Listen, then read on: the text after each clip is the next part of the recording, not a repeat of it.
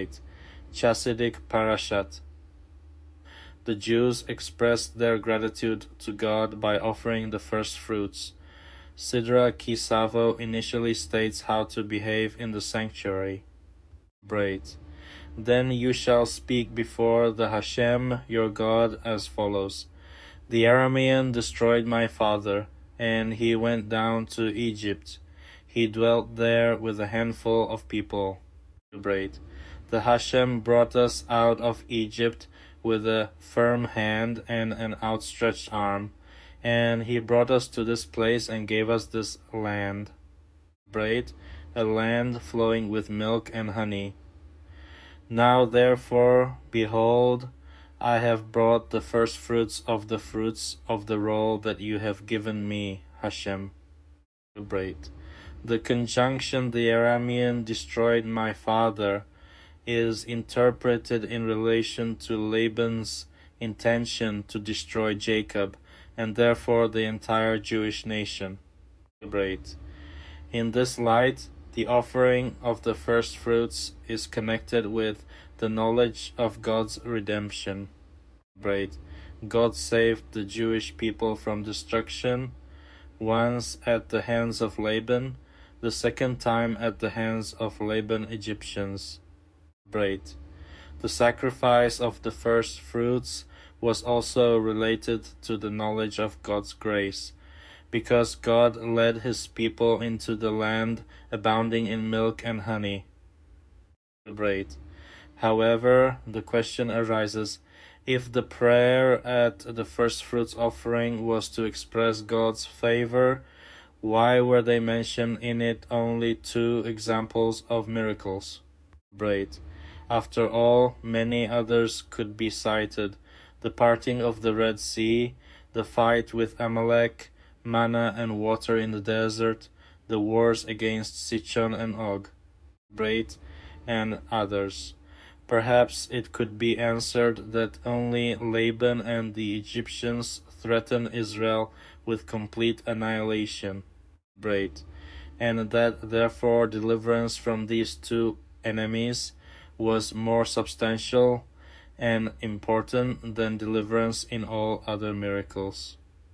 Braid. However, this reasoning makes one important omission. It forgets about liberation Jacob and his children at the hands of his brother Esau. Braid. If Esau had acted as Jacob feared, there would be nothing left of the Jewish nation. It is also strange that Rashi does not address this question. Braid. The aforementioned omission makes it difficult the literal understanding of the text. Braid. And the task of Rashi's commentaries was to enlighten all problems from all points of view. Braid.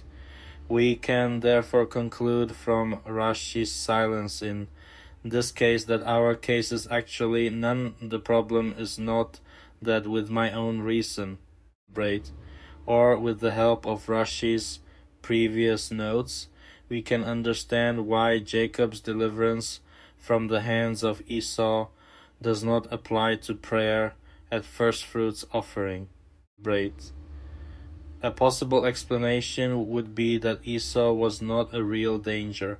When he met Jacob after long years of separation, he did him no harm. Braid. The threat was present only in Jacob's mind, in his uneasiness and foreboding. Braid. True, Laban also did nothing to Jacob. However, God did not judge his intention to do so but as a truly accomplished act. Braid.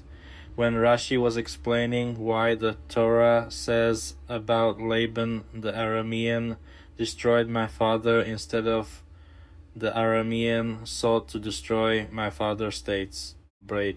Because he intended to do it, God judged that he actually did it. For as far as the nations are concerned, the Lord, blessed be he, judges intentions as actions. Braid. This also explains why the verse emphasizes that Laban was an Aramean. Braid. In contrast, Esau was a Jew albeit an apostate, and his intention to harm to Jacob, therefore he was considered a potential rather than a real danger. That is why Jacob's deliverance does not deserve special mention in the prayer of thanksgiving. A certain dilemma still remains. It is correct that we notice only the deliverance from the situation, which brought real danger. But then we should only mention in prayer of deliverance from the hands of the Egyptians, under whose rule the Jewish people were afflicted and oppressed.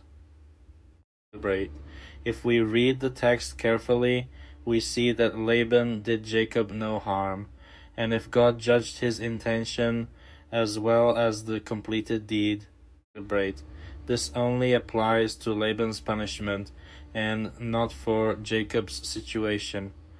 It follows that we should mention all God's goodness, even when he receives a form of deliverance from possible danger, and the episode with Esau should also be included in the prayer. How to close the matter? There is only one possible conclusion. Two miracles in favor of Israel affecting Laban and the Egyptians. They and no one else have a special relationship with the precept of the sacrifice of the first fruits. The Jews began to offer the first fruits only after their entry into the Promised Land. After, when they conquered it, they divided it and settled in it.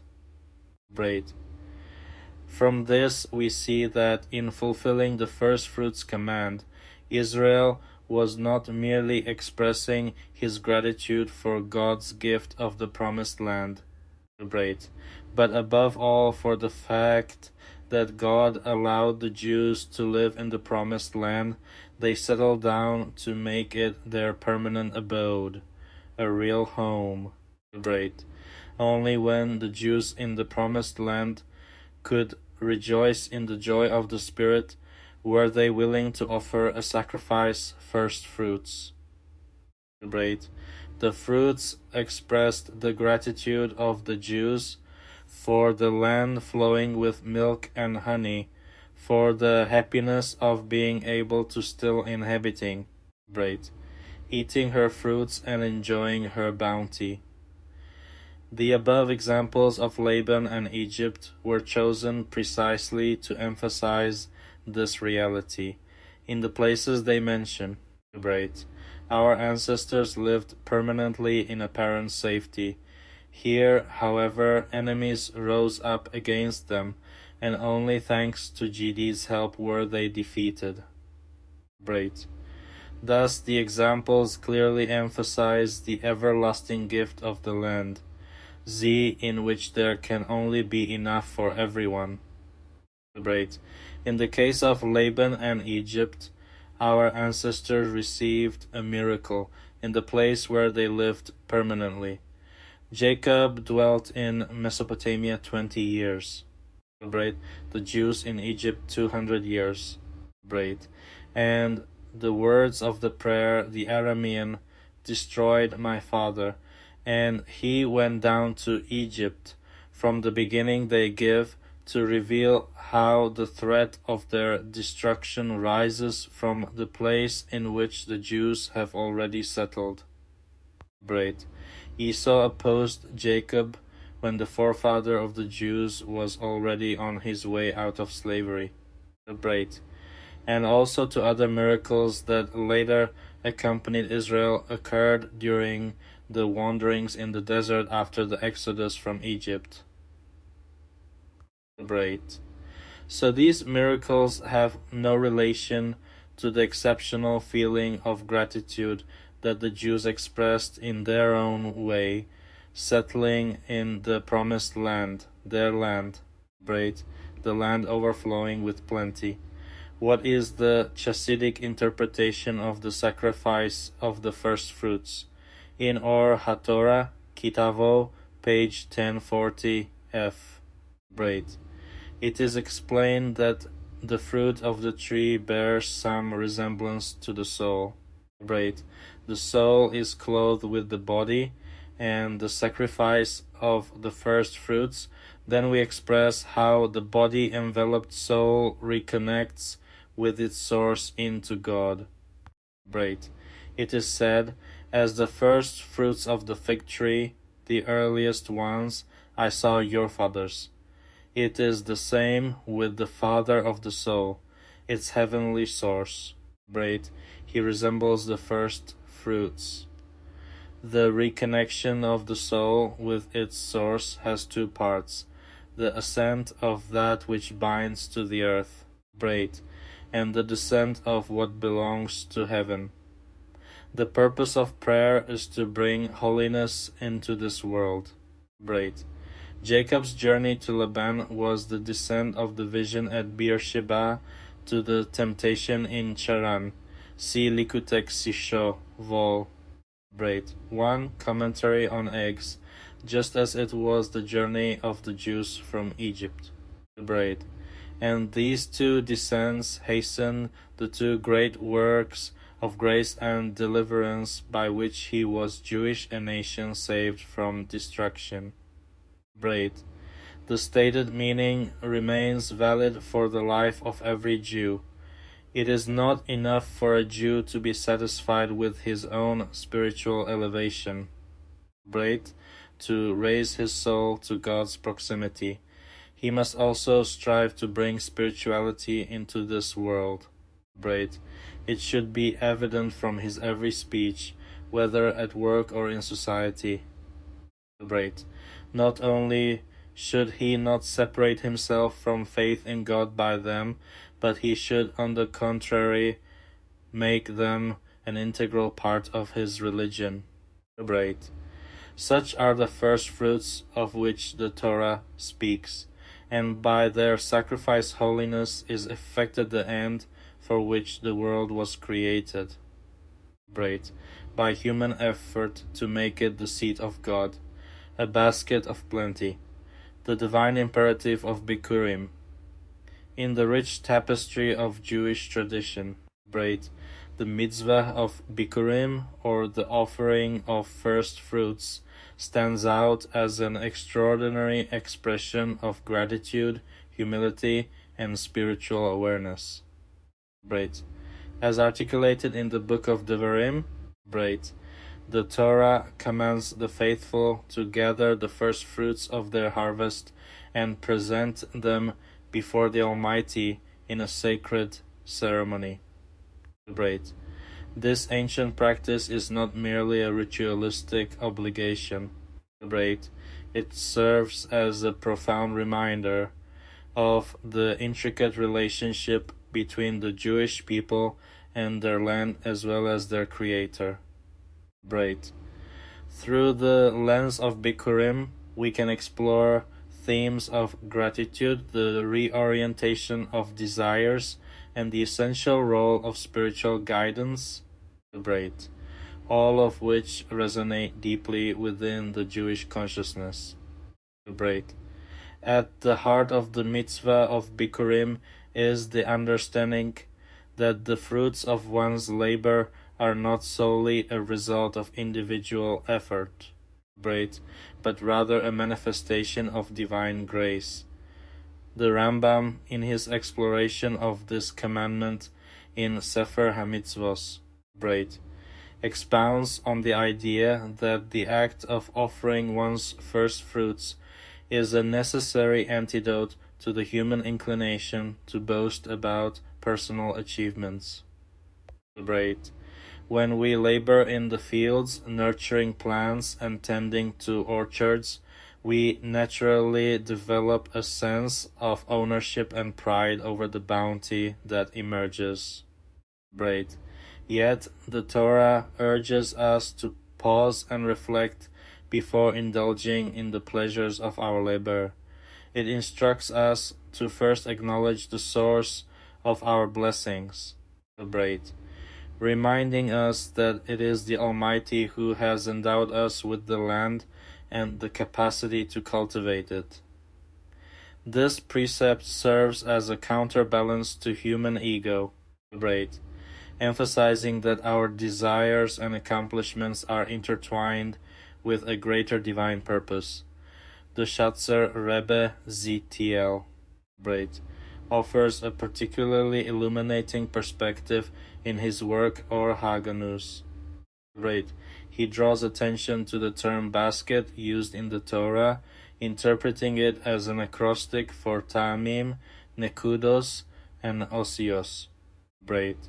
This interpretation artfully links the act of gathering first fruits to the intricate study of Torah. When one places the first fruits into the basket, they are not merely preparing for a physical offering, they are also contextualizing their actions within the framework of Torah and its myriad teachings. The fruits symbolize more than sustenance. They represent a commitment to spiritual growth and ethical living.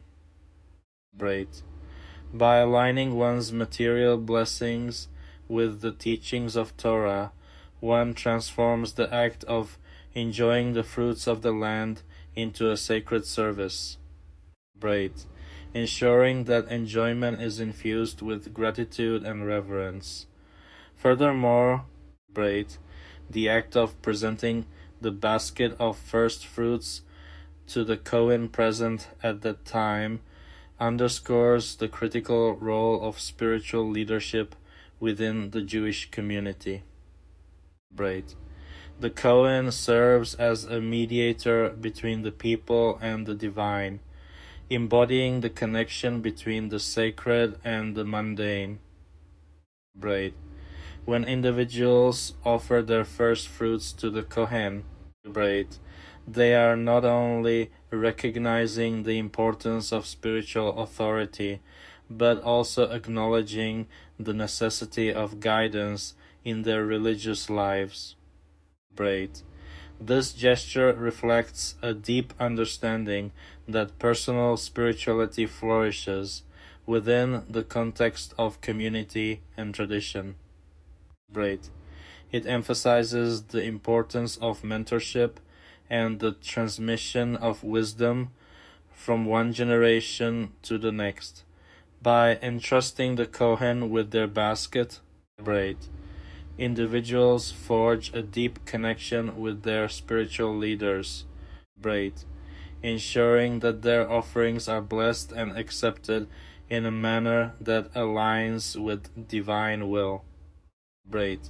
In the broader context, the mitzvah of Bikurim illuminates the essential theme of gratitude. In a world often characterized by materialism and self-centeredness, this commandment serves as a powerful reminder to cultivate a spirit of appreciation. The act of presenting the first fruits is a profound acknowledgement that abundance is not solely the result of personal endeavors, but rather a manifestation of God's benevolence. By dedicating the first fruits to the Creator, individuals express their recognition of the blessings they have received and their commitment to living a life of gratitude. This mindset of appreciation extends beyond the harvest. It invites individuals to reflect on the myriad blessings they encounter daily: family, health, community, and wisdom. Moreover, the ritual of Bikurim instills a sense of responsibility toward the community and the land itself.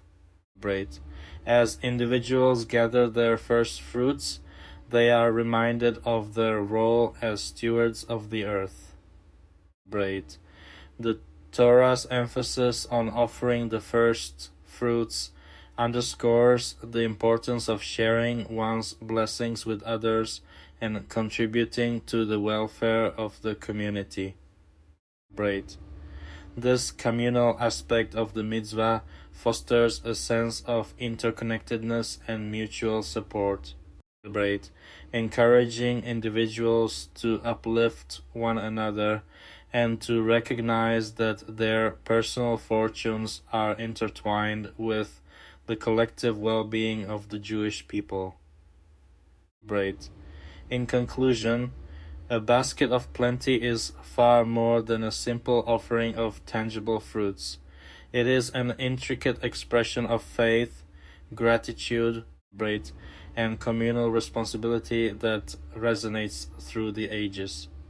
The mitzvah of Bikurim invites us to recognize that our lives are filled with blessings that demand acknowledgement and appreciation.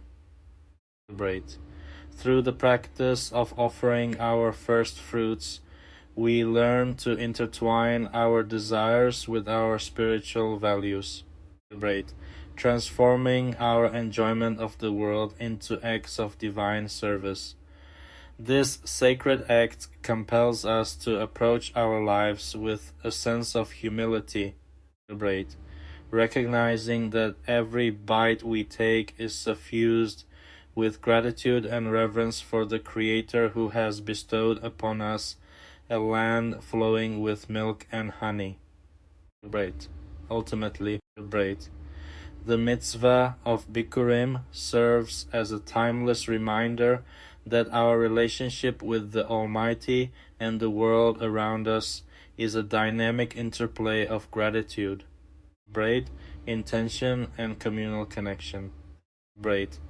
It encourages us to elevate our daily experiences into acts of sanctity, ensuring that our engagement with the material world is always grounded in spiritual awareness. As we gather our own baskets of plenty, whether filled with literal fruits or the metaphorical fruits of our endeavors, we are called to reflect on the profound blessings we possess and to express our gratitude by sharing these gifts with others, thereby enriching our lives and the lives of those around us in the spirit of divine love and community. The blessing is the curse, a reflection on Parshas Savo, in the vast and intricate tapestry of Jewish tradition. Few texts resonate with as much weight and significance as Parshas Savo. This portion of the Torah serves as a profound reflection on the duality of human experience, encapsulating both the heights of divine blessing and the depths of calamity. The sharp contrast between blessings and curses is not merely a matter of theological interest. It offers invaluable insight into the relationship between humanity and the divine. Within the verses of Savo, we encounter some of the most harrowing curses destined to befall the Jewish people, wars that ravage nations, plunder that strips the innocent, agricultural devastation that leads to famine so severe that it drives mothers to unimaginable acts of desperation, such as consuming their own children. This imagery, chilling in its intensity, evokes horror and compels a deeper reflection on the nature of existence, human agency, and divine justice. The curses articulated in Savo are often interpreted as prophetic warnings, with commentators suggesting that they specifically refer to the tumultuous times surrounding the Second Temple. A student of Jewish history cannot help but recognize that these grim portents have repeatedly materialized throughout the ages, particularly since the destruction of the temple and the onset of our current exile. The words of Devarim, and all these curses will have come upon you, pursuing you and catching you to destroy you. Right. Because you didn't obey Hashem and didn't keep his laws and statutes which he commanded. Devarim 28. Right. 45. Resonate through history as a poignant reminder of the covenantal relationship between the Jewish people and their Creator. Right. This relationship is characterized by responsibility. The blessings bestowed upon us are contingent upon our adherence to divine commandments. Right. The esteemed Or HaChaim HaKodesh offers profound insight into these curses, elucidating that they arise from three principal failings. Right. The neglect of Torah study, the disregard for positive mitzvot, and the transgression of negative mitzvot. Right. This perspective prompts us to reconsider our actions and the inherent blessings we forfeit when we stray from the path of devotion and reverence for divine law. Right. The implication is clear. The blessings of life, health, prosperity, joy are intricately intertwined with our commitment to spiritual principles. Right. When we forsake our obligations, we do not merely suffer consequences. Right. We also diminish the very essence of what it means to live a life filled with purpose and fulfillment. Yet, right, amidst these somber reflections lies a question of profound importance. Right. How can one cultivate the simcha essential to safeguard oneself from such dire consequences? The Or HaChaim provides a compelling answer, right, suggesting that true joy emerges from the resolution of doubts. In a world rife with uncertainty and moral ambiguity, the study of Torah serves as a beacon, right, illuminating the path forward and clarifying the complexities of life. Right. When one engages with sacred texts, the fog of confusion dissipates and clarity takes its place, engendering an unparalleled sense of joy. Right. This joy is not superficial. It is rooted in a deep understanding of our place within the divine narrative. Moreover, right, the beauty of Torah study lies in its accessibility. In today's digital age, the vast expanse of Torah wisdom is available at our fingertips, right, transcending geographical limitations and enabling anyone to embark on a journey of spiritual enrichment. Right. The words of our sages remind us that a person can only learn that which his heart desires. Right. Affirming the notion that genuine engagement with Torah fosters a profound connection to the divine. As we recite in the Mariv prayer, Ki Hem Chayenu. Right. The words of the Torah are our life and the length of our days. This declaration encapsulates the transformative power of Torah study, right, positioning it not merely as an obligation, but as a source of vitality and fulfillment. In this context, right, the cultivation of simcha through Torah study emerges as the most accessible and infallible prescription for true happiness. Right. By setting aside fixed times for study, even if only a few minutes each morning and evening, right, one embarks on a lifelong journey of learning that nourishes the soul and fortifies the spirit. The simplicity of this practice belies its profound impact. Right. It is a commitment to engaging with the divine, a conscious choice to align oneself with the rhythms of sanctity and purpose. In establishing this routine, right, one not only fulfills a religious obligation, but also cultivates a deeper understanding of oneself and the world around them. Great. As we delve deeper into the implications of blessings and curses, we might consider the transformative nature of adversity. Great. The curses mentioned in Savo serve as a stark reminder of the consequences of neglecting our spiritual responsibilities. Great. Yet they also highlight the potential for growth that arises from hardship. In Jewish thought, suffering is often viewed as a catalyst for spiritual awakening. Great. The trials we endure can lead us back to our roots, prompting a recommitment to the values and teachings that sustain us. Great. In this way, the curse can become a blessing. Great. A necessary jolt that awakens us from complacency and inspires us to seek a more profound connection to our faith and identity. Great. This notion leads us to a deeper understanding of the paradox encapsulated in the phrase, "the blessing is the curse." Great. It invites us to reflect on the intricate interplay between divine favor and human agency.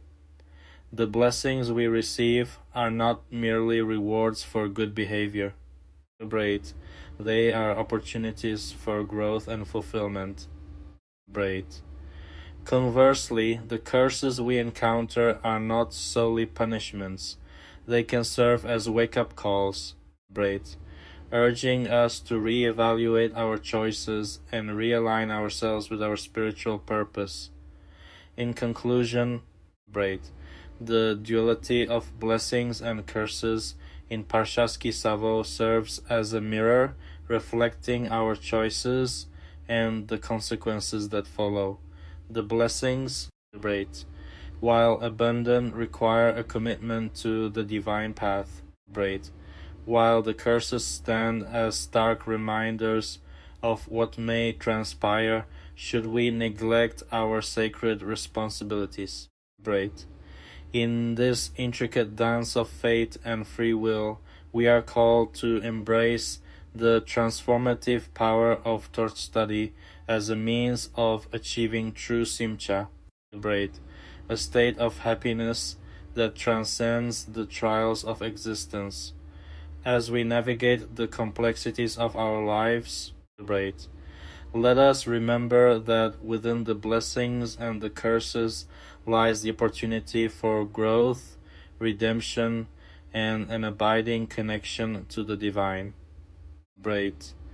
Through the lens of Torah, we find not only the means to avert curses, but also the keys to unlock the doors of true and lasting happiness. Great. The journey through Parshas Savo invites us to embrace the totality of our experience. Great. Recognizing that each challenge carries the potential for profound insight and transformation. In this way, we can cultivate a life imbued with joy, purpose, great, and an unwavering commitment to our spiritual heritage, a blessing in disguise. Great. The transformative power of perspective. In the intricate tapestry of human experience, there resides a profound and often overlooked truth. Great. Within the shadows of despair lie the seeds of hope, renewal, and unexpected blessings. Great. This philosophy resonates deeply within the teachings of Jewish thought, particularly as articulated by the revered R. Shneur Zalman of Liadi, great, the Baal Hatanya. His legacy, especially as a masterful Baal Koreh, exemplifies how the sacred texts serve not merely as historical narratives, great, but as conduits for spiritual elevation and emotional resonance. The poignant tale of his grandson Menachem Mendel, great, offers a touching exploration of how the perception of curses can evolve into blessings, an enduring theme that is both timeless and universally relevant. Great. To fully appreciate the depth of this transformative experience, we must immerse ourselves in the rich emotional landscape that the Torah encapsulates. Celebrate. Roshnier Zalman's ability to breathe life into the words of the Torah allowed his followers to engage with the text on a deeply personal level. Celebrate. Each time he read, he transported them into the narrative, creating an experience where they felt intimately connected to the historical figures of their faith, the forefathers and foremothers. As they journeyed through the creation of the world, they felt the warmth of kinship with these patriarchs and matriarchs. Enduring the pains of slavery in Egypt alongside B'nai Yisrael, and ultimately rejoicing in their liberation. The Torah was not merely a text to be recited. It was an experiential journey that connected them to their faith, their history, and their collective identity. Yet, this deep connection faced its most poignant test in the aftermath of the Rebbe's passing. The transition to a new Baal Koreh marked a profound moment of vulnerability for the Chassidim, who were left grappling with their grief and a sense of loss. When the elder Chassid stepped up to fill the void, the emotional weight of the curses in the portion of Savo loomed large.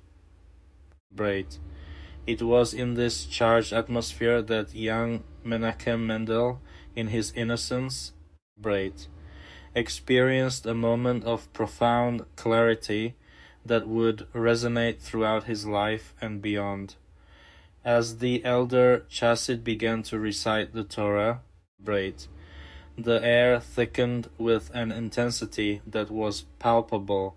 Each word of the curses felt like an echo of the collective suffering endured by their people.